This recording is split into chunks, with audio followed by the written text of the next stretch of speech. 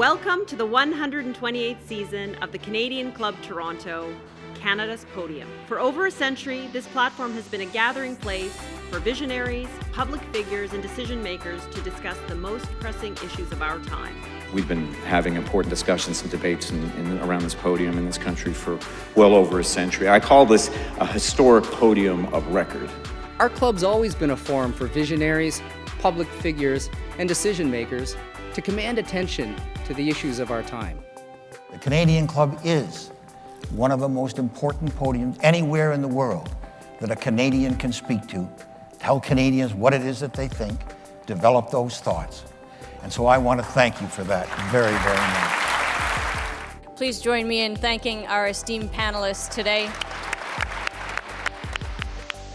Through our programs and events, including our youth and young leaders programs, our diversity partnerships, our joint events, and our media and social media opportunities, we offer you access to dynamic political, social, and business figures from abroad and right here at home. The platform from which the eloquence of Canada has flowed all of that time, whether it be business, education, politics, sports, arts, and culture. If someone wants to say something to Canadians about this country and about the future of this country, this is the venue you choose. Good evening, everyone. If I could ask you to take your seats, we're going to get started. Good evening. Thank you so much for being here. My name is Dan Moulton. I'm an executive member of the club, and I'll be your host for this evening. Like all of you, I'm a big believer in the city of Toronto. But believing in this city can often be like cheering for the Maple Leafs. You spend a lot of your time frustrated. You're frustrated at what could be better, what could be executed better, what could be being done better faster. But no matter how frustrated you get, you still believe. You believe in what's possible, you believe in progress, you believe in the promise. And when I approached Alex Bezikovic from the Globe and Mail in January about moderating a panel on our city and our issues, I was thrilled to find someone who was simultaneously as cynical and as hopeful as I am.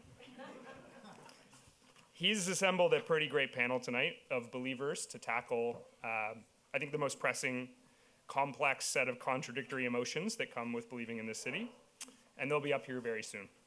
Before I start, I do want to acknowledge that we're holding tonight's event in and about Takaranto, a Mohawk signifier for where the trees stand in the water.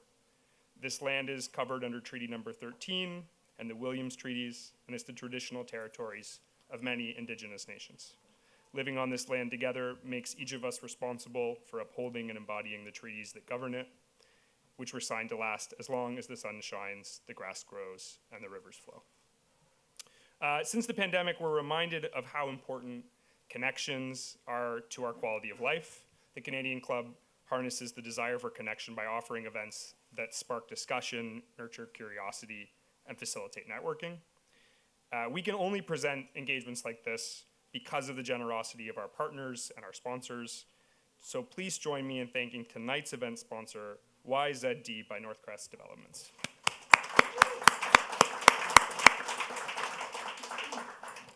We're also grateful for our season sponsors at the Canadian Bankers Association and Air Canada, our official airline partners.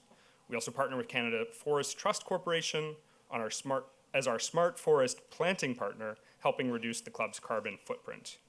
And without any further ado, let me welcome Derek Goring, CEO of Northcrest Developments, to introduce our esteemed panel tonight.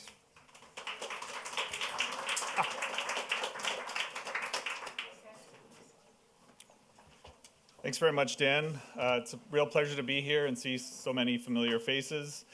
We at Northcrest are really pleased and honored to support this event. Like many cities around the world, Toronto is still struggling to get back on its feet after the pandemic.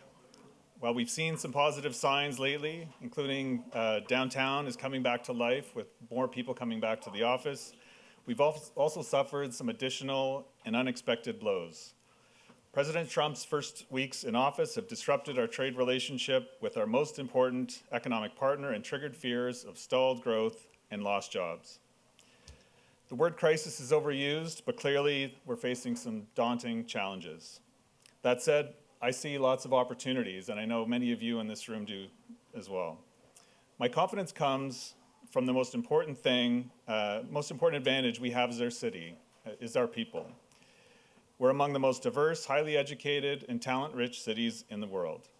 I see it every day at Northcrest, where our small but mighty team reflects the incredible diversity, talent, and work ethic, and where we're advancing one of the most important projects in the city and our country. In case you haven't heard, Northcrest is building a small city in North Toronto on the site of the former Downsview Airport.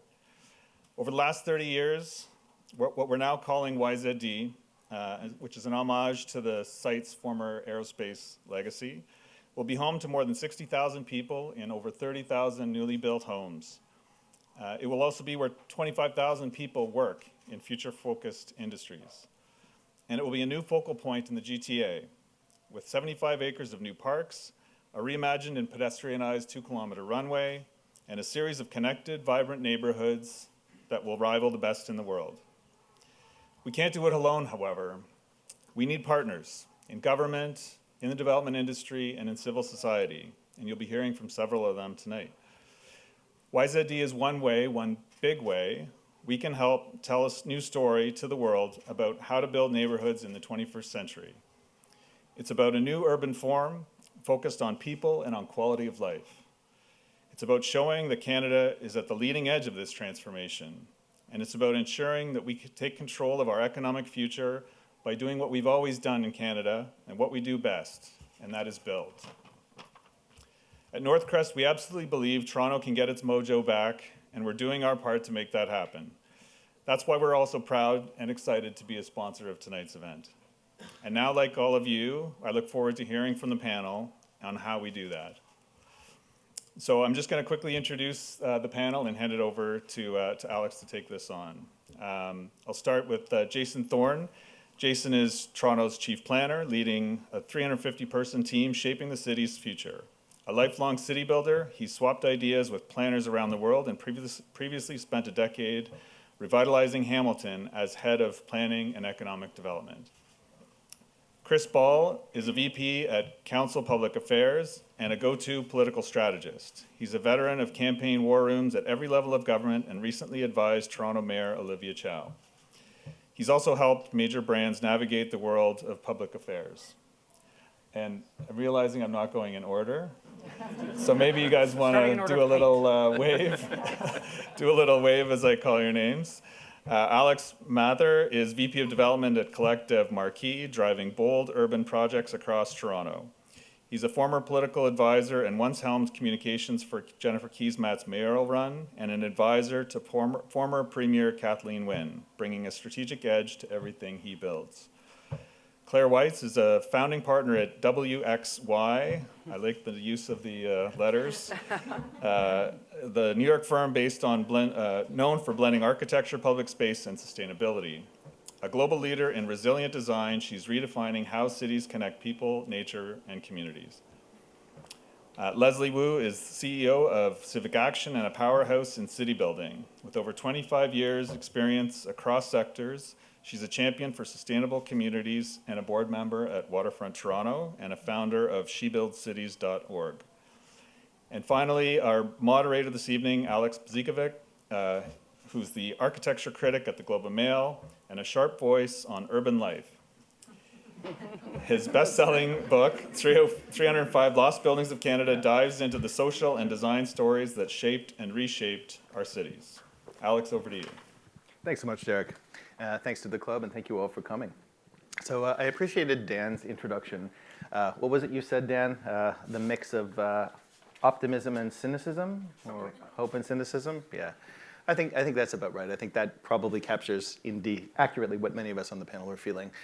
This city has been through a period of tremendous change over the last generation, although not the biggest in its history. Let's return to that later. And we're in a position now where we have both big challenges and I think you will all agree some tremendous opportunities as well. So rather than the cynicism, let's start with the hope. Let's look at Toronto, either the physical city or, let's say, the city's sort of planning and policy world. Where do you see places that Toronto is getting it right or displaying ambition right now? Claire.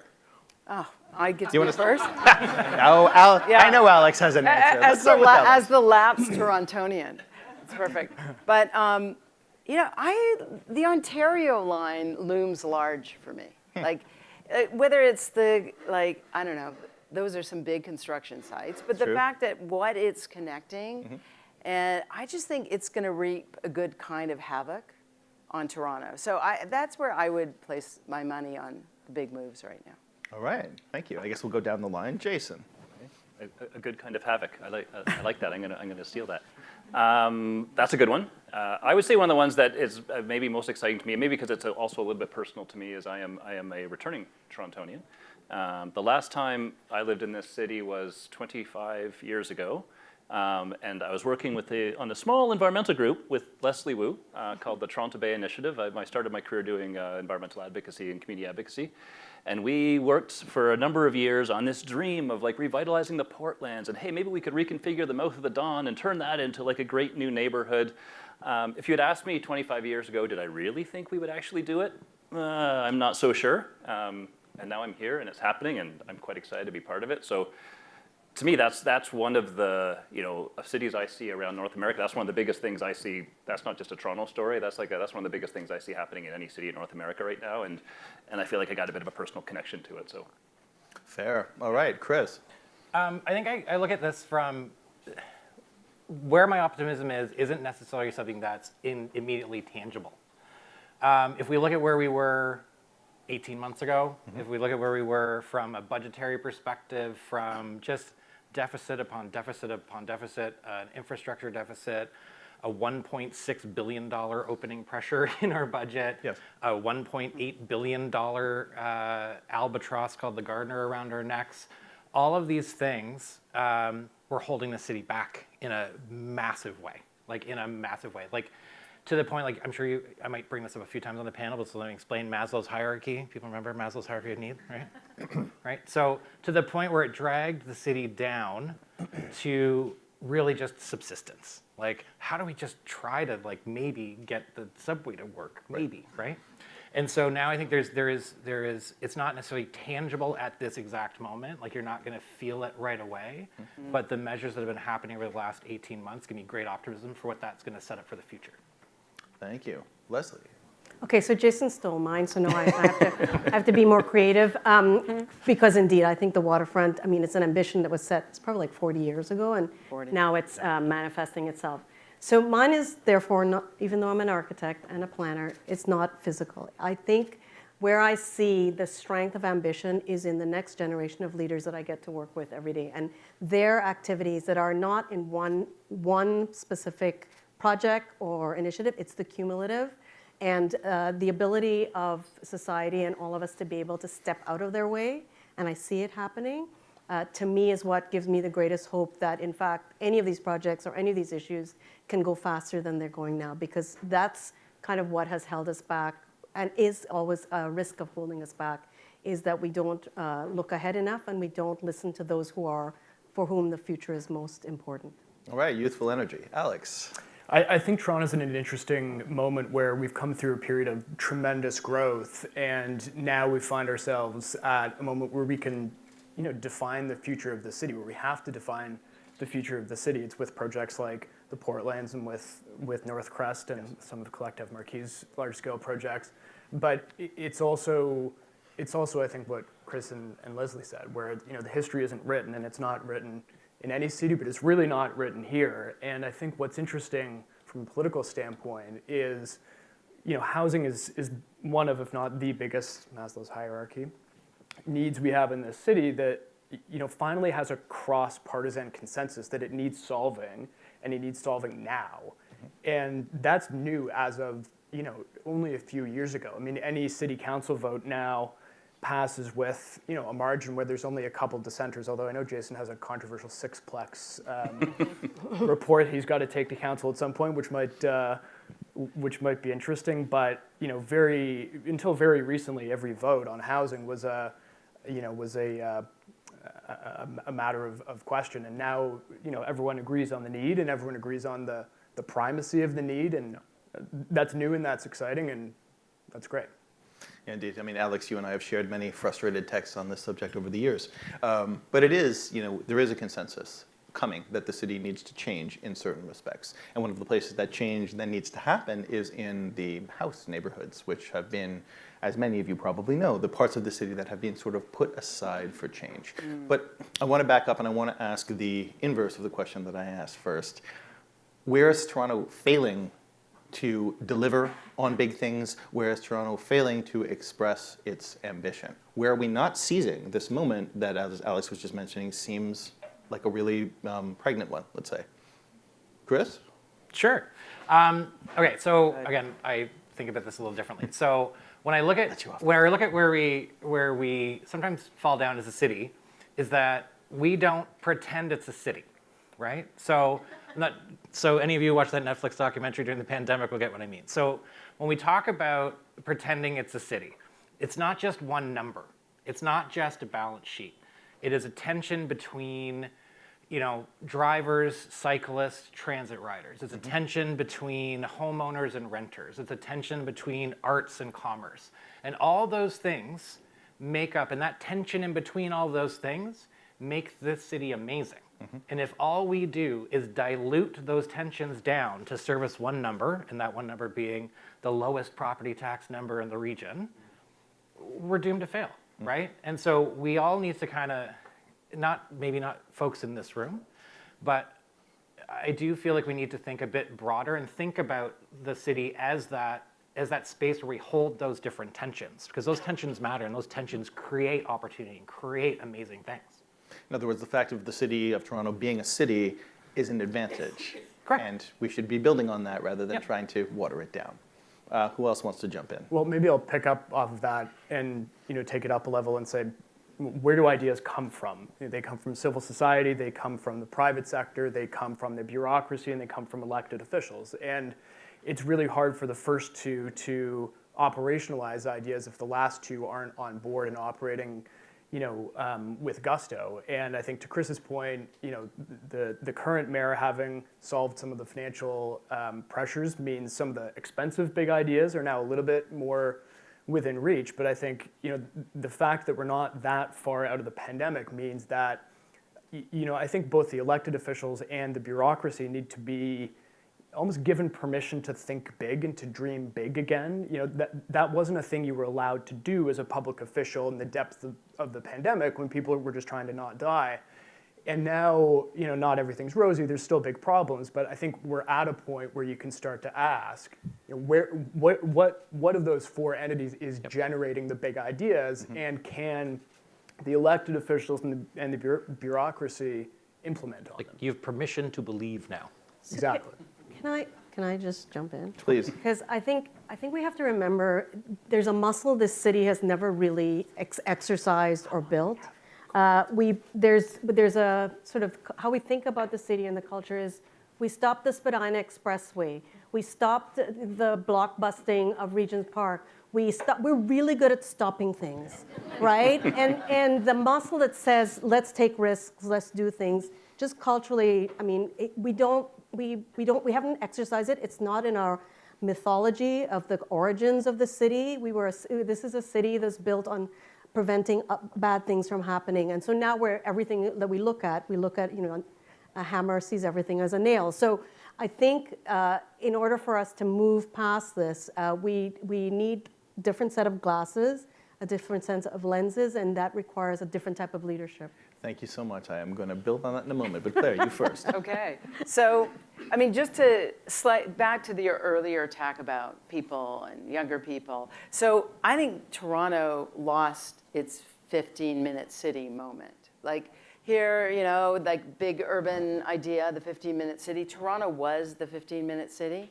And maybe it was before amalgamation, maybe it was certain, but like literally many people could live in many, many neighborhoods and walk to many, many businesses and walk to many, many schools and walk to many, many ways to get to wherever. Right. It doesn't exist anymore. how did Toronto erase its like deepest quality of being a 50-minute city?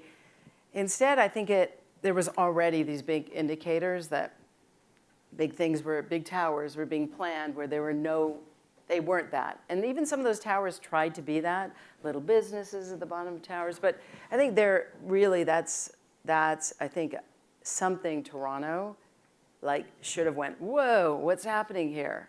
So the pattern of growth was too scattered and didn't make sense. I don't think on a policy and design level, the support of that mix of businesses and residents and walking and biking, it's as though convenience, and really, who am I to talk? Like the culture of convenience has ruined urbanism, period. But it's like convenience took over, and therefore the walkable city wasn't a priority anymore. I mean, Toronto did used to be a city where you could grow up and not have to have a driver's license. Yeah. Well, I mean, I think it still is. Jason, you want to jump in on this? I bet you do. I do. And I can think of a couple things. The one that kind of is sticking in my mind, and it kind of building off what others have said, is where I think Toronto could be, I'll just say stronger, is just around this sort of embracing this notion of co-creation of cities. And I think, the idea that cities aren't just built by the bureaucrats at City Hall or the politicians or the developers, it's this spirit of co-creation. And I think, I come from a smaller city where frankly, you kind of have to embrace that, because if you don't, nothing happens. That's Hamilton.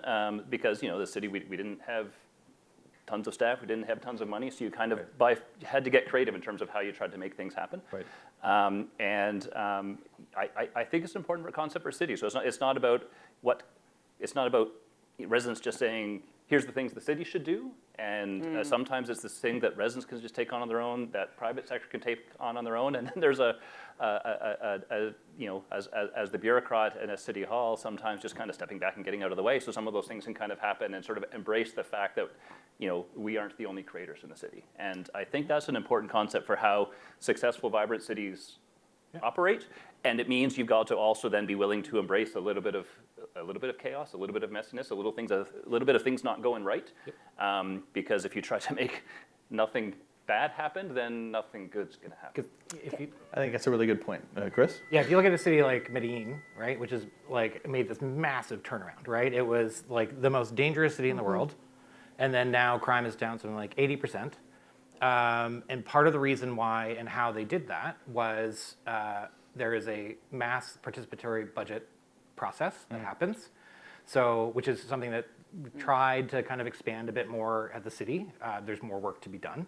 But also, to Jason's point, also reaching out and building those connections to those other parts of the city that were previously voiceless. So for example, there were, in the mountains around Cartagena, Medellin,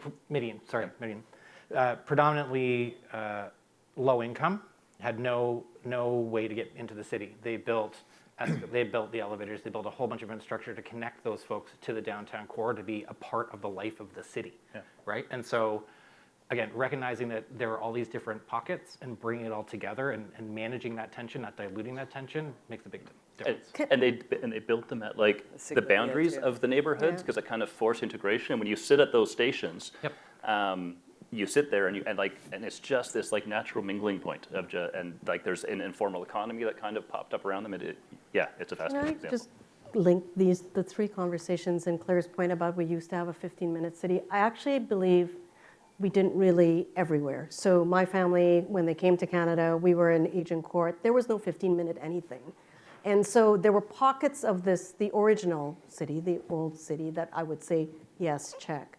But the rest of the city, the outside of the city, never really got there. We're getting there better. And it reflected, I'll use the word, an inequity that exists and still exists today, but was so we sort of blanketed over it. And I think the thing that we now have an opportunity to do for the City of Toronto is to recognize that, the transit, all the efforts to really make all Torontonians feel part of Toronto is still a work in progress, because so much was unearthed during the pandemic that many of us didn't think existed, but now we know exists. And I think that that is something that needs a lot of work for us to really achieve the full ambition and mojo that we want, because we have left people behind. And I would argue that, and I suspect most of you will agree, that public space has an important role, both symbolically and in terms of changing people's lives, in creating those connections and in building that social fabric. Does somebody want to explain how we might do that, or how we might do it better? Alex? Oh man. Anybody, This is Alex? a fun one to go first on. I was going to use the Portlands too earlier. I mean, maybe I'll talk about the what comes to mind as the first barrier to do it, and we think about how we overcome that.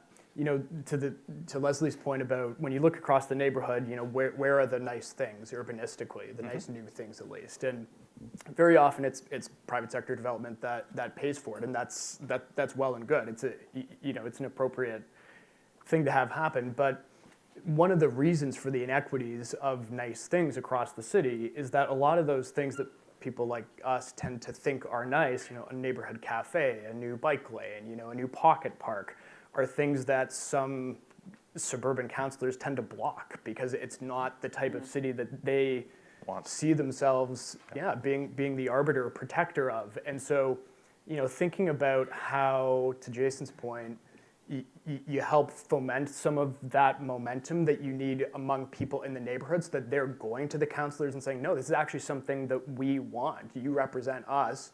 We don't want our neighborhood just to be a place to drive cars through really quick. We want it to be a nice place to sit and stay. We want it to be a place that people, you know, at King and Spadina want to come to, you know, Brimley and the 401 because there's a reason to go there, to go out of your way to go there. And you know, I think thinking about what we can all do to, you know, stoke the fire in those neighborhoods or help people in those neighborhoods to understand that they have a voice and that one of the barriers to success is often their elected representative, and you know, starting the groundswell, if you will. One of the things is also like, can we just keep some of these spaces clean? Like, can we make sure that happens, right? And so, you know, when there's new investments in budgets, like, you know, I've seen memos come back from departments that say, well, the problem there is that we need to hire 115 new managers. It's like, no, that's not the way that you fix that. The way that you fix that is you put frontline resources towards making sure that the garbage bin in my park is actually emptied, right? And so focusing, like, those little things matter as much as the big things, right? And making sure that when I go to my public park, I can use the washroom. I can ensure that I can, you know, put my garbage in the garbage can. I can use the water fountain, those types of things. So, like, we have to have both. Unfortunately, we have to walk and chew gum at the same time. But we can't just overshoot some of that stuff in the public realm, because that's as important. Like Nathan Phillip, like the square in front of City Hall, can we please get those new garbage bins in? That'd be great. That'd be nice. Yeah, Nathan Phillip Square, we had a conversation about this earlier. I mean, this is arguably the most important civic space in the city, certainly the most visible. And there was a design competition done 18 years ago, I believe, to redesign it, which was done very, very carefully and very, very thoughtfully, and then half of it was never built. And now people at City Hall are saying, hey, wait a minute, there's nothing going on at Nathan Phillip Square. We should put some seating. We should put a water feature. Well, guess what was in the plan 18 years ago? That nobody built. So this kind of, I think, you know, we're now talking about the city's sort of internal dysfunction around public spaces and how they're managed, which is, it's interesting that you went there, Chris, from a more general question, because I guess we are, most of us at least, in agreement that that matters, right? That how public spaces are designed and run has a deeper and broader significance to the city. Yes, Claire? I think we're all in agreement about it, but I would say when you start looking at the plans, whether they're, you know, new ones or even relatively recent one, what it really looks like is that buildings matter more than, I'll call it, trees. Like, I do think that if you want great urban design, you have to provide great streets, which means great treed streets. And it doesn't always have to be one giant park, but if you want people to feel good about being in their neighborhood, whether it's new or whether it's an adaptive reuse of an old neighborhood, it's like, find a way. Maybe it's taking a little bit of front yard, maybe it's making the street narrow. Make great streets. Like, I haven't yet to see, I see like really good looking buildings and interesting landscapes, but none of those things connect up to the neighborhoods around them. Like, I really think that we can't, like, buildings more than trees. Like, I love great buildings, okay, I'm an architect, but it's like we can't be, I don't think great cities come out of buildings alone. Amen. Yes, I think that's true. And there are some great plans in place for literally great streets in the city's official plan for downtown, including the street in front of where we are now, which right now is very much not great. It's kind of a hole. Oh, it's really hard, actually, both in this climate, but also with transit, to get trees to grow. But like between structural soil and everything, it's very expensive, but I really think it's absolutely worth the effort, not just in downtown. Yeah, I'd say it's one of the most, before I got into this field, I had no appreciation of just how complex that is. Like once you, it's easy to kind of plan the street by looking at the surface, but the surface is like 5% of the story. It's everything underneath that creates all the conflicts. But I agree that like, for me, like quite often with public space, smaller is better. And like some of the favorite ones that I know that I've experienced in this city or in others are just like the small little surprises that you kind of come across as you're going through a space. And it could just be a street, or it could be a pedestrian connection, or it could be a park or a parkette, or what we have in the city here with the privately owned public spaces that just kind of pop up here and there. I think are actually some of the most exciting ones.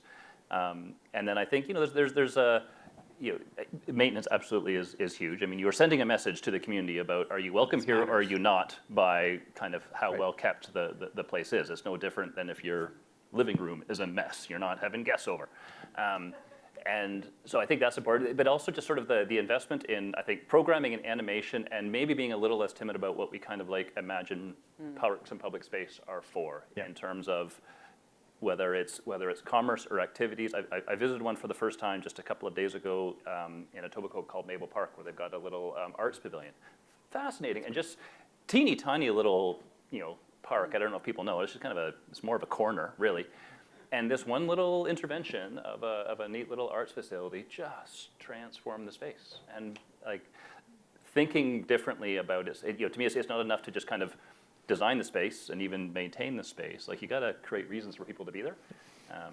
Again, I think of the favorite ones that I know of, I couldn't even name what they are because they aren't the famous parks. When you're visiting other cities, there's just that place that you stumbled across and were actually able to get a coffee and sit in the park and drink it. So trees are nice. Having food in parks is nice. Being able to get a coffee. Having an arts group in a park, animate a park and program it is nice. And I will just state without rancor that these are all things that various departments in the City of Toronto are deeply and profoundly opposed to and have been fighting for my entire career.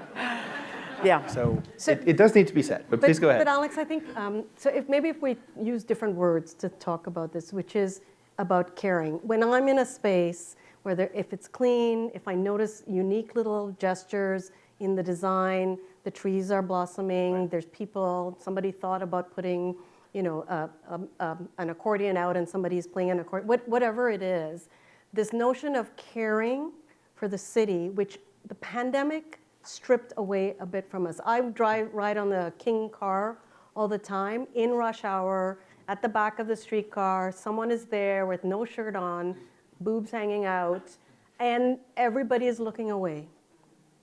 The guy at the front of the streetcar, he's driving, he's locked off because he's afraid of whatever consequence. Our ability to care translates itself in the buildings, in the parks, in the services. It translates itself. And what we have somehow, I know when I came to the city, not being from here, it's a lonely place, but the people who care make the city beautiful, amazing, wonderful, and all the gestures. And so that's the mojo part that I think we need to figure out, because there is an apathy that is growing, that is creating division, and we need to find it back again. So that apathy didn't just happen. That's right. It's been like 10 to 12 years of underinvestment in the things that person on the subway car or on the streetcar didn't just decide to show up after the pandemic. Yes. That is the end of a long chain of underinvestments in mental health services and affordable housing in a whole bunch of things. And we have been, as a city, unfortunately, in that massive deficit for so long. And so we've never had that permission to believe that things can get better, because at the end of the day, up until recently, we never actually made a real effort to make it better, except for keep your property taxes incredibly low. right? And so, so the citizenry of also, we need to take that back a little bit around ensuring that we are creating the proper political incentives, not just for that one number, but for ensuring that that caring city is the city that we're building together, and ensuring that we are continuing to manage those tensions properly in our city, and not just saying, well, you know, you have a house, you should have to pay a little bit more to make sure that we have a whole bunch of great services, right? Agreed. Justin, did you want to say something? Nope. No? Okay. I can go. Sorry, you're bugging. One thing I wanted to bring up a moment ago when Leslie mentioned Nathan Phillips Square was a quote from Nathan Phillips himself about City Hall. And he said, and I'm paraphrasing a little bit here, but you know, this building, you know, while some have deemed it impractical, this building is a sign that Toronto aspires to greater things and is capable of delivering them. Something like that, right? And this is a mayor who was not exactly a visionary and who, depending on how you read the history, lost his job by fighting for this crazy, curvy, Scandinavian designed City Hall and the possibly obscene Henry Moore's sculpture in front of it. There was a moment in the post-war period, I'm not kidding, you can read, look it up.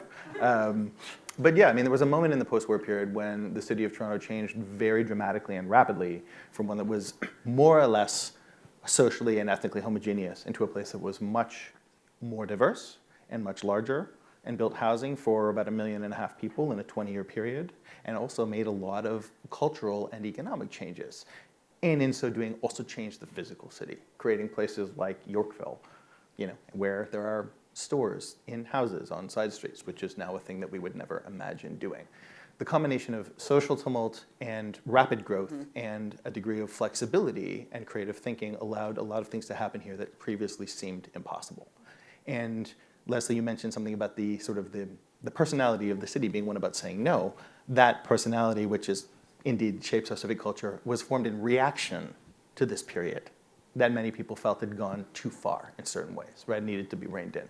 So I guess the argument I'm making here with my little manifesto is that Toronto, in our lifetimes, in some of our lifetimes anyway, has shown that this place is capable of dramatic ambition in a number of different, through a number of different axes, and of changing in dramatic ways. Can we do that now, and how do we get there? Can I go for the outsider view? Please. Where I have no business telling Toronto what it can and can't do. But the New Yorker. What I would say is that, can Toronto do this at volume? I think one thing, like if you look at Chicago, not a city that's not that different a size than Toronto. The city of Toronto is technically bigger now. Technically bigger. Yep. Chicago has double the amount of visitors and tourists. Like, that's kind of astounding. Like, we're talking about 25 million more or whatever, right? And what did they go see? There is so much for them to go see.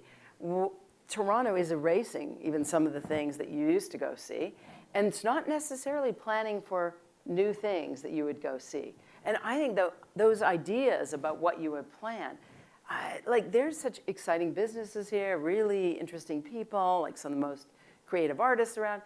Surely people can come up with new ideas that would attract people that aren't only the addition onto a building that already exists, or, you know, like public spaces, longest pier in the world, you know, Museum of Toronto, like how about a absolutely largest swimming pool in the world? I don't know. We could come up with all sorts of things, but that, like, not even because you can pay for it with existing, but because Toronto could be a huge, and is already, like a huge magnet because of its event, but like it has the capacity to, in fact, be a city that people really want to visit. But my question is how? You know, like, I don't see a plan for that. If it's a better place, a more interesting place. Well, yes, like Chicago has more interesting buildings. It has the Riverwalk.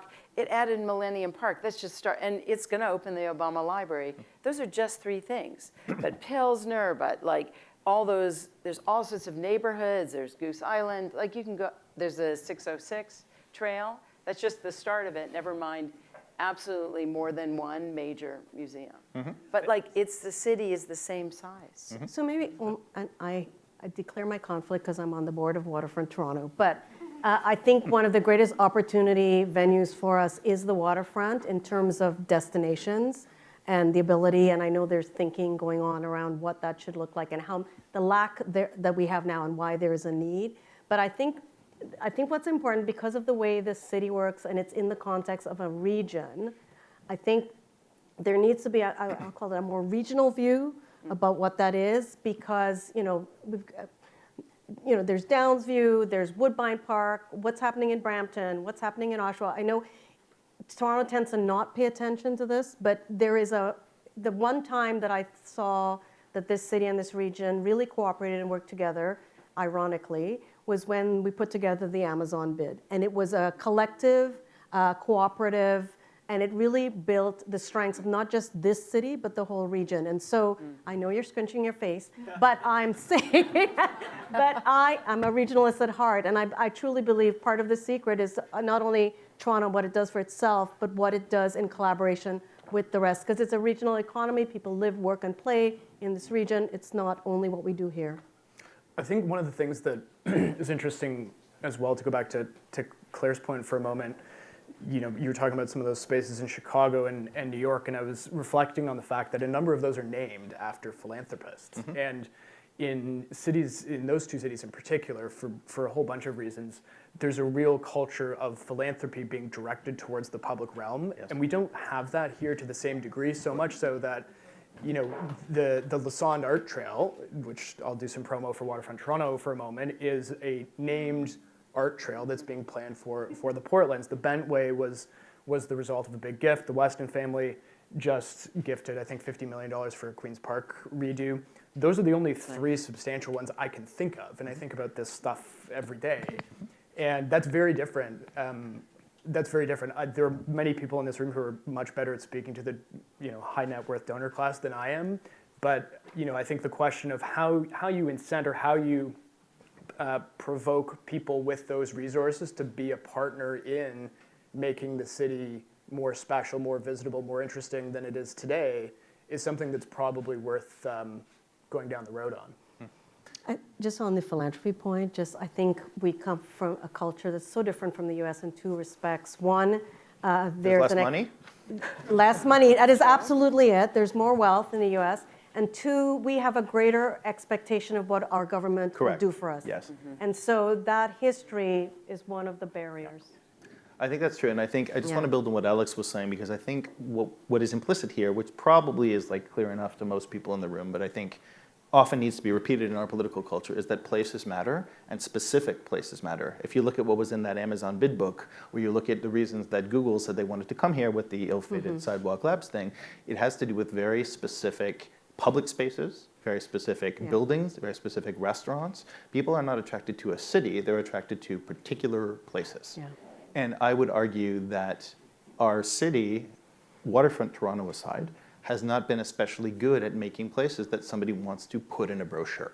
When you're touring somebody around the city, where are the new places, or where are the places at all that you want to show them because they are interesting, because they are beautiful, because they are full of life?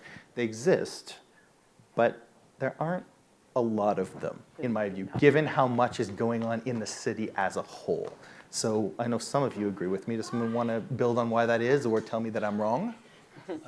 I'll agree with you. There's a guy named John Norquist, who's the mayor of Milwaukee, and he called it the postcard test, which maybe doesn't work. The postcard test. The postcard test. If you want to know what a city loves and cares about, look what they put on their postcards. Yep.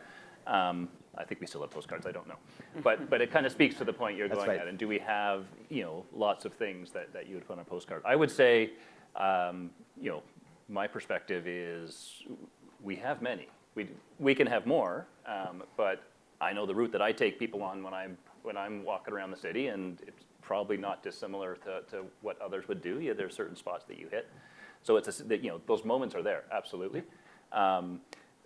Somewhat sadly, many of those moments are from a ways in the past, as opposed to recent, but there's some recent ones as well. And I think it is a good way to think about a city as like a collection of these really fantastic moments of where are you going to take your visiting aunt and uncle to when they come to visit. Right. Is not a bad way to actually kind of conceptualize what makes a city work really, really well. Yeah, I mean, I think the city has a lot of great things going for it, and we can't get into the comparative comparator fallacy all the time, right? Like, Chicago's great. I would love to have a great Ferris Bueller's Day Off in Chicago. Go to the park, go get a hot dog, go to the art gallery, stare into the painting. Great. But you can do a lot of amazing things in this city that we just don't, I don't think, say loudly and proudly enough. Well, to the that's rest of the where I world. was going. Yeah. When I said it's a volume issue, like how. So not volume is in scale, but volume is in loudness. Or like enough of it that, and also a way of thinking about it. Like, does the city think that it wants to attract more, as a city, the same number of tourists, But or even close to? I just showed one of my friends from St. Paul, Minnesota, around the city a little bit, and I took him. He went to Chinatown, amazing, mind blown. Went to Geary Avenue, which is a little hotbed of like arts and breweries and all this little stuff that's happening there. Like, well, I don't have this in my city. This is amazing, right? So like, it's like, what do we own as the Toronto identity in that space, and how do we then tell that story loudly and proudly? I don't know if it's just about like more interesting buildings. I think it's about like really seeing what we actually have happening and being proud about it, for crying out loud. Like, one of the reasons, like in the 90s, like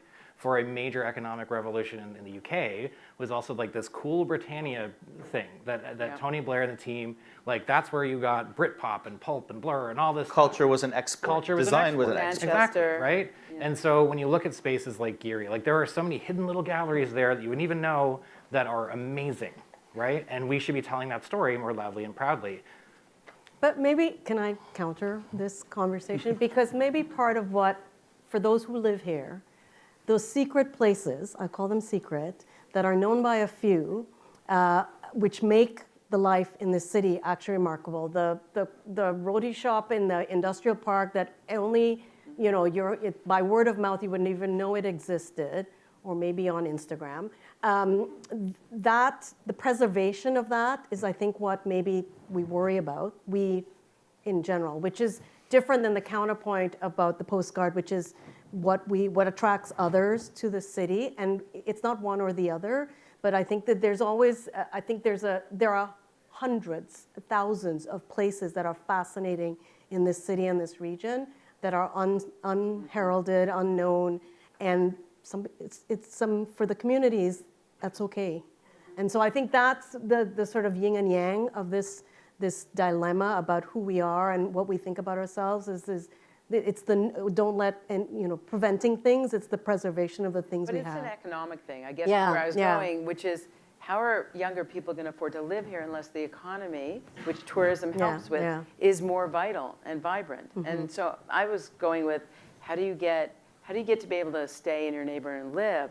Well, if you had a small business, affordable rent, but it's successful because a lot of people hear about you and they come to visit, and you have an easy way to get there, you might be able to afford to buy an apartment. And so really, for me, it's fundamentally, it is affordable, believe it or not, to live in Chicago. There's a lot, and it's not affordable to live in Toronto, as far as I can tell. Yeah, Geary is what Geary is today because people who run those types of galleries have been pushed north and north. Just everyone, I think, in this room probably knows what displacement means and what it rots, but that is that. I mean, people on Queen West is, you know, there's an Aesop on Queen West now. And they found, and we're going to go to audience questions in a moment, but I want to get a slightly technical point in. The reason that all of those places landed on Geary is that the zoning allowed them to do so. That was pretty much the only place with the appropriate zoning and appropriate buildings that was kind of cool-ish, that was anywhere within striking distance of downtown. And we don't have any more of those places, just as this neighborhood has developed in ways that no one in City Hall ever anticipated, with a building, this crazy building next door that people at City Hall absolutely despised. And it's going to be great. It will involve some, what was the phrase? Beautiful chaos? Or havoc. Beautiful havoc. A certain amount of havoc and unpredictable development and unpredictable change is part of what has, you know, made these good places, I think. Well, Kensington Market is one of the places that I take most friends from out of town, and everyone loves it. You know, it's one of the few sort of higgledy-piggledy places in and around downtown Toronto. I mean, its growth was organic to some degree. Yeah, so maybe we should allow more of those places to exist, huh? Yeah. All right, so we have the mic out in the audience. Who is our first question? Go ahead, please. Thank you. So many interesting ideas But I feel like the elephant in the room is transit.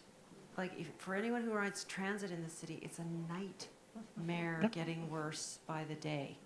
And how do you continue to live in this city if you can't get to work on time, meet your friends on time, you name it? All right. Anyone want to respond to that? Yes, transit has been historically underfunded. We spent a lot of time going down a whole bunch of rabbit holes with projects that are promising all overground rail that never materialize, all these things, right? So we spend a lot of time not just maintaining what we have in a way that's going to make sense. One of the benefits of the upload of the Gardner, which was like $1.8 billion over 10 years, 500 million of that goes directly into transit. And what you're starting to see, and it's going to be slow because again, when you're working in a deficit, it's going to take time and effort to get the streetcar services. You're going to start to see that get a bit better. You're going to start seeing the buses get a bit better. We just got a bunch of money for new subway cars that are aging and dying, right? So we're trying to, the city is desperately, and particularly this mayor, and I'm not just standing up just for the mayor because he used to work for her, but it is a preoccupation at City Hall to fix this because, to your point, it is the lifeblood of the city. Mm-hmm. It is the one thing that connects homeowners, renters, everybody. On the safety stuff, right? See it every day myself as well. But part of that money from the upload of the Gardner has gone directly into more eyes and ears on the platform. And you're going to start seeing a lot of those new investments start rolling out slowly but surely, right? We do need more partnership and more money from the federal and provincial government to really kick that up a notch, right? Because again, we've been working from this massive infrastructure deficit that we need to close, right? So it's not that in the last 18 months people have been sitting around and saying, that's the last 12 years, sorry. But there has been a concerted effort at direct investment in things that matter. Right? Things are getting better. Claire? Can I just dream a bit? This is the most congested city that I regularly experience. It's really, really terrible. Walking, biking, and cars. So I do think people have to make way harder choices. How about you need congestion pricing here? You need congestion pricing here. You need to incentivize, whether it's dollar vans or things small businesses from neighborhoods, like a little 8-person, 12-person, 13-person van, work with them to make businesses, and therefore people will maybe get on a van. And absolutely, you need congestion pricing. You need more room. There's just not enough room for the amount of cars that would keep filling this up. Because I do think all the planned projects are going to come, but what are you going to do now? And everybody sits in their car in the city and goes, oh my God, I hate traffic. It's like, here's a secret. You're traffic. You are traffic. You are traffic.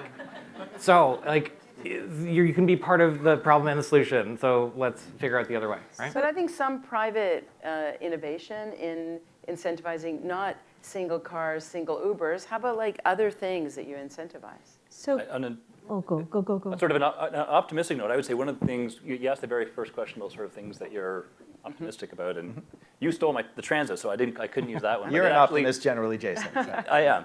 But that is, after having taken, what did we take, 2 generations off of investment in transit? That's not just a Toronto thing, that's across the board. Yep. We just stopped for decades. Yep. And now all of a sudden, it's coming and it's coming fast.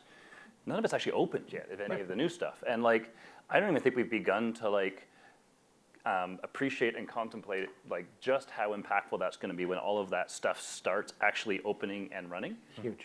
It's going to be huge. Right now we're experiencing most of that investment is actually problems because it's road closures, construction sites, and it's all negative. But there's going to be a day, hopefully not too far in the future, where that stuff actually starts to open. And when you just look at the way those networks are built across the city, it is going to be. I think it's going to have a bigger impact than we're even appreciating right now, because we haven't seen that kind of thing happen in lifetimes. There will be a subway station 200 meters from here at some point soon. So I have a little opinion about transit. This is an understatement. So I think what I would say, yes, absolutely. On the capital side, after decades of no expansion in transit, I know I know between 2007 and 2020, the capital budget on public transit in this region went from 600 million a year to 6 billion. So it's all in the ground, it's happening. The problem that remains is the operating costs. Like, that has not been solved. And so the only fear I have is the network is going to be remarkable if we don't have the equivalent operating sustained funding. It will be not a good thing. And so I think we have to solve that quickly, because all those projects are coming on board. All that operating dollars needs to happen. We want clean, beautiful, effective, lovely systems all through the city, no matter what neighborhood. And so my little fear about all of this is we haven't really tackled it wasn't the hardest problem, but now is the hardest problem on transit. Talk to your MPP and talk to your MP. Yeah, I think relatedly too, there's often a tendency to equate big ideas with big cost or big capital cost.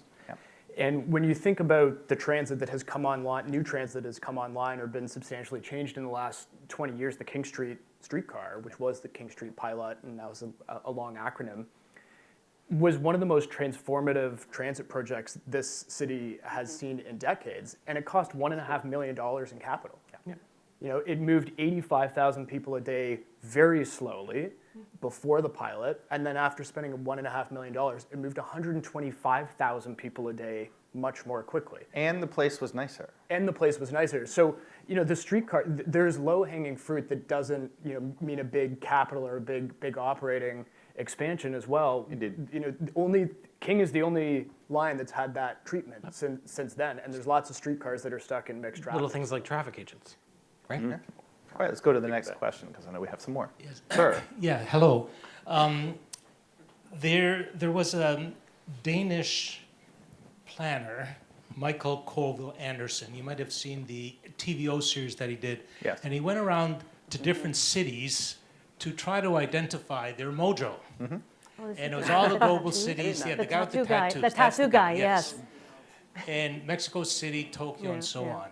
When it came to Toronto, what he said was the mojo of the city of Toronto was its social capital. Hundreds of soccer clubs, ethnically based clubs, religiously based, this is and that's. And I'm wondering whether the mojo of Toronto has something, or if there is a downturn, and I'm not sure there is, if there has been a downturn in the mojo, maybe it had something to do with COVID, and maybe something that we need to do as a city is to find ways to just augment that social capital, get people out there. Maybe it's the festivals, maybe it's the soccer, maybe it's the arts. All right. Yeah.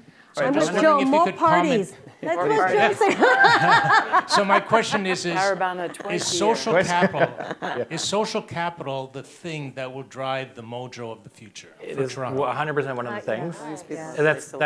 That's when you talk about like the caring city. Leslie's talking about when we talk about the dynamism and that tension. It is part of like all of those different groups coming together. Like when you look at investments in parks, like let's not just invest in clean parks. Let's invest in spaces that are like more cricket pitches, right? Not just like let's clean up the baseball diamond. Let's invest in that infrastructure that creates that social capital 100%. When you look at where festivals were, right? Festivals were having a real tough time over the last little while, particularly post-COVID.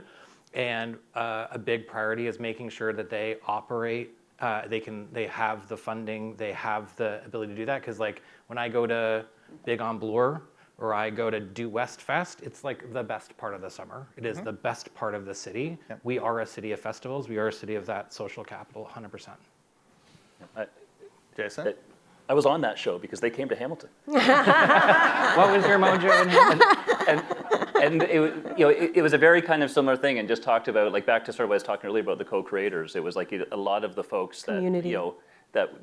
Because I walked around with Michael and around the city and introduced lots of people, and what he was struck by there was just this. Again, it was the social capital, it was the citizen advocacy, it was the citizen kind of ownership over the city. So it's more than just social capital. It was like this sense of ownership and this sense of like, we don't need you, City Hall, and more often than not operating outside of the bounds of actually what was allowed, and that's when I had to pretend that I wasn't listening. But I think you're right, and I think in a city like Toronto, like if we can kind of tap that energy, and you know, I look at sort of one of our responsibilities is to you know, create the opportunities for it and do everything we can to not stifle it. Then I think that is a bit of the secret sauce. If this is true, which I believe it is, I think we definitely need to keep an eye on. The Toronto Community Foundation has a regular social capital report, Yes. and the trend is not going upwards, it's tipping downwards. Volunteerism is down, people's sense of being connected to community is dropping, so there's a place for some serious work.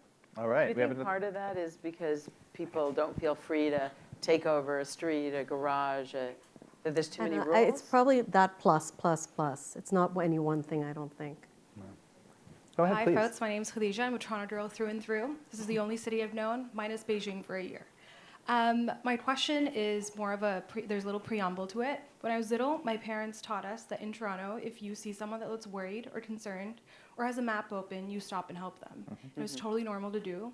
Now, if I do it, my friends joke, I need a brace for being punched in the face or something, and you need to just be really, really careful. A little bit of morbid humor, folks. But how do we bring that care back? How do we bring, more than just mojo, but how do we bring, get away from apathy that's growing? Like what you mentioned about the individual in a streetcar. People won't have a problem videotaping it, and I'll probably see it on TikTok, but nothing actually happens about it in real life. So as folks that have been mobilizers and community grassroots people that have really cared for a long period of time, this is a very selfish Gen Z question. How do you sustain that care? Thank you. Just keep doing it, like seriously. Doing what? The more you do it, the more you help others, the more you feel confident to Doing keep what, doing Leslie? it. Okay. So I used to work in Union Station. Everybody gets lost in Union Station.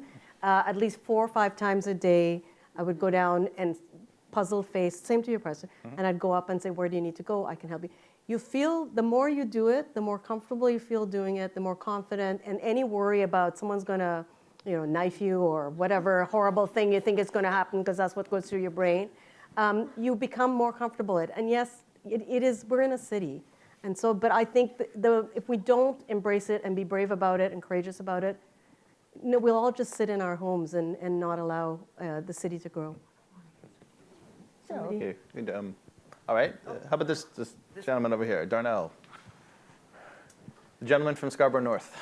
Yeah. I was going to say, I heard Brimley and 4-1. I'd like to say the CD Farquharson community is great. It has a new cricket pitch, and you should come and see it.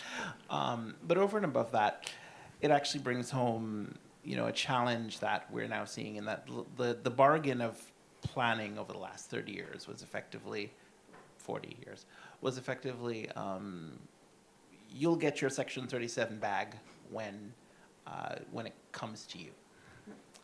And now there is no bag. So you either have it or you don't. And so, you know, given the fact that the city, of course, has a state of good repair bias towards what has already been built, how do we go from, you know, there to doing things? Because, you know, the mention of course, the people feel comfortable in managing space. That was something the city of Toronto, as the old city of Toronto, cultivated in a way the suburban boroughs did not so much do. Right. So, you know, there are sparks of that. We've seen sparks of that in Scarborough North and other places as well. But how do we build more sparks of yes, and bring community together? Spawn the sparks into embers, I suppose. Fair enough. All right. Anyone? I'll just say it is a really significant challenge right now, and this is one that I hear a lot around. You're right. There was a little bit of the grand bargain. The growth and development comes, but with it comes the investment in the parks and the libraries and the public spaces, and that connection was immediate and direct. For the non-planners of the room, Section 37 allowed you to require some community benefits from a developer in exchange for the density they had on their site, and a lot of stuff got built in Toronto based on that model. And you know, with the housing crisis that we're in, it's becoming increasingly untenable to try to actually do that and to try to have that new development bear those costs. And what, in my view, that opens up is like, okay, we just need a new conversation that growth and development is still bringing wealth. Mm-hmm. It's just that wealth is now, Some of it comes to a municipality. You know, yeah, we still get property tax and we get some development charges, but a lot of it flows to provincial governments, a lot of it flows to federal government. And we need to somehow kind of come up with a new financial arrangement where that growth and development can continue to bring those direct benefits to neighborhoods who are experiencing it. But it's not only going to come from one financial instrument at the local level anymore. We've got to get much more creative about how we're actually going to capture that wealth that's being created and reinvest it in the neighborhoods that are experiencing that growth. May I suggest, just interject, that also design and creativity play an important role here? We've talked about the importance of design and of programming in parks. These things don't necessarily cost vast amounts of money, right? So perhaps doing things differently, even without a lot more resources, might help to answer Darrell's question. Claire, did you want to say something? I just wanted to go with that.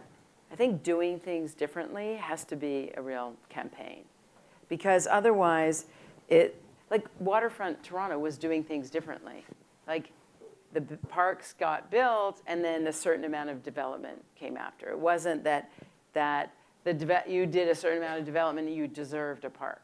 And I think in a lot of ways, the formula, which is all over the country, is we have to break that formula of, our developers, we have to break the formula that we depend on developers, development fees, for everything. Like I think that whether we have to start looking at city-owned land more creatively and look at co-ops and look at other forms of ownership and look at investing in great streets, parks, connections first, that then will attract developers, maybe even smaller developers on smaller lots to do things, co-housing, other things. But maybe this is something the federal government could really lean into now, which is how do we invest in open spaces, streets, so that the value of some of those city-owned properties could go not to only large development companies, but smaller developers.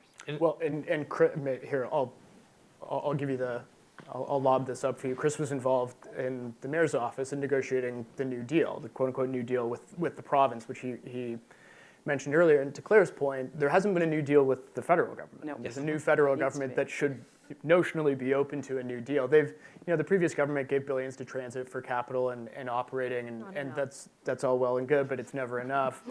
But I think I was going to say new prime minister, but he had a couple weeks on the job before. Has made a campaign worth of focusing on investing in this country because we can't rely on anyone else, it seems, these days to do the same. But I think there's never, cities have sort of in federal and to some degree municipal provincial politics been a bit of a dirty word because politicians have been worried about being accused of being latte sipping downtown elites, and to some degree fair enough. I like lattes. But there hasn't been this grand recognition that cities are the engines that drive 21st century national economies, and that's not a conversation that this federal government any federal government in this country has been willing to have in generations, and I couldn't think of a better time to have it. Yeah, and there's also just like back to that idea of like a new set of political incentives in the city, right? Like we have advocacy groups about transit, we have advocacy groups about all this other stuff, but we don't really have a cohesive like citizen advocacy around I want these spaces in my area, right? And at the federal, provincial, and even municipal level, like that conversation often gets lost in the advocacy conversation because it doesn't have someone pushing that agenda exactly clearly and vocally. Yeah, you need like there is a bit of like the city needs to open its doors a little bit more to have those conversations more distinctly around participatory budgeting, et cetera, et cetera. But there's also, it is partially on all of us to also create that political incentive for that type of city that we want to build, right? Can I, this is about leadership. And I think from my point of view, the leadership we are missing is the collaborative leadership. So you see it in a bilateral way, the mayor working with the premier, but do we see all three? I mean, the tripartite model is the waterfront, right? And we don't see that often enough. We don't see the public, private, and not-for-profit sector in evidenced collaboration in a more concentrated way. And if we go back in history about where big systemic change can happen, it's when that alignment and agreement, even if they're for all different reasons, but they come together, the scale of what needs to happen to this city has to happen at that scale, in my view. And so that's a place, and when I say leadership, it's not just politicians, it's corporate, it's civil society. And we've had moments in time in the history where that's happened, but now is more than ever is when we need it. And there's a table, and if anybody wants to sit at it, feel free. If you want to come with ideas and money and help to help build that city, it's there. Where is it? It's at City Hall, and it's in the mayor's office. Yeah. I love that. I think we had one more question, but it is interesting that in New York politics, there are not one but two organizations that deal with the physical city and are well established, the Regional Plan Association and Municipal Arts the Municipal Arts Society. Society, yes. There's actually at least 12 of them, and that's Two big ones that everybody knows, plus, yes. Well, and they're influential. Yeah, right, and we don't, that sort of advocacy, the physical city kind of gets lost a little bit, but maybe it's a little bit of bias from who we have on the panel, but we all seem to agree that the physical city actually matters, and matters more than it is usually given credit for, yeah? Yeah. Last question, all right, go ahead, please. I just want to circle back to the conversation about Geary, which is a truly magical place. Geary. It exists because of that, in part because of that industrial zoning. And there's this sort of division within Geary, those folks that are trying to amplify it and invite people in to experience those things, and those that are fighting it. They tried to establish a BIA recently. It was rejected, and they don't have one. So my question to the panel is, how do we amplify... Sorry, I wrote it down, and now my phone is gone. How do we amplify local culture in ways that are meaningful and engaging without unintentionally contributing to its erasure? Thinking about gentrification, because it is now a hot spot. More people are going there. They're having massive issues with traffic coming through. They don't have proper sidewalks. They don't have ways to control the people just powering through on cars. And anyway, so that's my question. Tough one. Jason? I think part of the answer lies in creating more of them. So exactly. People talk about the gentrification that happens when you have neighborhoods that are very pedestrian friendly and a great mix of, well, it's because there aren't very many of them. So yeah, if you want to live in one of those things, you only got a small number of choices. That's right. So I think part of it is just create more of those opportunities elsewhere so they don't become these kind of quite such the rare gems that they are now. Can I, and just further to that, I think, so part of me, I have mixed feelings about the whole gentrification, because cities are always changing, right? So, and oftentimes we hold on in very nostalgic ways to things that just change. And the thing that's most distressing about the city now is our inability to hold on to our heritage and the heritage buildings, but at the same time, recognizing that the growth that we need requires certain things. And so there's this healthy tension that we need to accept, that not everything is going to be the same forever. That's what NIMBY has created, it's the extreme of that. And so I think whenever something like that happens, I'm like, I think I'm on both sides of this issue, because yes, I want it to stay there because it's lovely, but I also know that this place, I know from as long as I've been here, for several decades, it's not what it was. And is it better or worse? I always withhold judgment to that, because nostalgia paints everything a lot more pretty than it really was. Sounds like you have a mix of hope and cynicism. Yes, funny that. So I think we're running over time, so it's probably time to wrap it up. So everybody, please join me in thanking our fantastic panel. Thank you.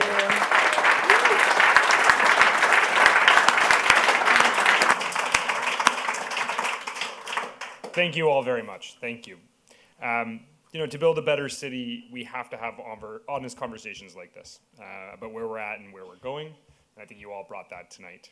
I do want to single out Jason Thorne, who started as our city's chief planner just a few short months ago. And he showed some real bravery joining this as his first public conversation. So I want to thank him very much for being here. Thank you, Jason. Thanks to Chris, to Alex Mather, to Claire, to Leslie for being here, and Claire's case for traveling to be here. Thank you very much. This was excellent. Each of you shared frank assessments of this city and the hope that we all have for it. We are all beneficiaries of it, so thank you. And thanks especially to Alex Bazikovic for keeping this conversation sharp, organized, and ongoing. I'm a longtime admirer of Alex's pieces. And he was my first call when we wanted to organize a conversation about the city, and he helped make this this event happen. So thank you, Alex. Thank you, Before we close, I do want to invite you all to stay behind. The bar will be open downstairs. There'll be lots of food and lots of conversation, so don't rush out. Join us downstairs. Also check out the CanadianClub.org, where you can find more information about our upcoming events. We've got an event on May 21st discussing the future of Canada's automotive industry and our trading relationship with the United States, which is obviously really topical. And a final round of sincere thanks to Northcrest for sponsoring tonight's event. It made it happen. Also thanks to our AV supplier, VVC Live Events, for facilitating. Thank you all. We'll see you downstairs.